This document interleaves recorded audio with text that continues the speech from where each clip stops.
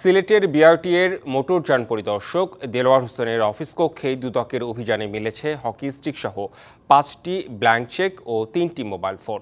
Hockey stick দিয়ে তিনি বিভিন্ন সময় গ্রাহকদের অত্যাচার করতেন বলে অভিযোগ।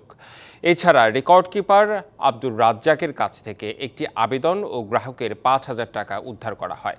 তবে এসব অভিযোগ অস্বীকার করেছেন মোটরযান পরিদর্শক। সিলেট বিআরটিএ অফিসে 50 কোটি টাকার ঘুষ বাণিজ্যের অভিযোগে বুধবার অভিযান পরিচালনা করে দুর্নীতি দমন কমিশন।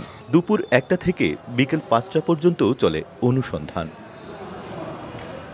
এ সময় মোটরযান পরিদর্শক দেলোয়ার হোসেনের কক্ষ থেকে একটি হকি স্টিক উদ্ধার করে অনুসন্ধান দল। জানায় এই হকি স্টিক দিয়ে মানুষকে অত্যাচার করতেন তিনি। এছাড়াও 5টি ব্ল্যাঙ্ক চেক, 3টি মোবাইল ফোনও পাওয়া যায় তার রুমে।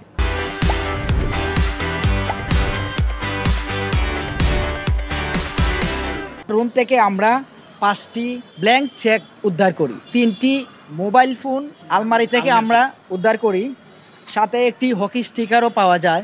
সে এগুলো দিয়ে মানুষকে অত্যাচার করতে মর্মে অভিযোগ তার বিরুদ্ধে রয়েছে। এছাড়া রেকর্ড কিপার আব্দুর রাজ্জাকের কাছ থেকে উদ্ধার করা হয় একটি আবেদন ও গ্রাহকের 5,000 টাকা।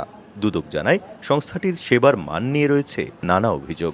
রেকর্ড কিপার তার রুম থেকে আমরা একটি আবেদন ফর্ম উদ্ধার করি। ফর্মের সাথে 5,000 টাকা সহ একসাথে স্টেপলার করা ছিল। তবে সব অভিযোগ অস্বীকার করেছেন ওই মোটরযান পরিদর্শক। এগুলো গুনে খাওয়া হোক, এটা দীর্ঘদিনের পুরাতন, প্রায় 6 থেকে 7 বছর আমার এই রুমে পড়ে আছে। আর স্যাকের বিষয় এটা তো এটা ফরিদ একটা আলমারির ভিতরে স্যাক পাইছি, এটা আমরা আলমারিটা আমি ব্যবহার করি না।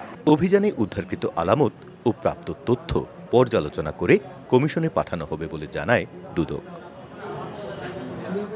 প্রত্যুষ তালুকদার, ডিবিসি নিউজ, সিলেট।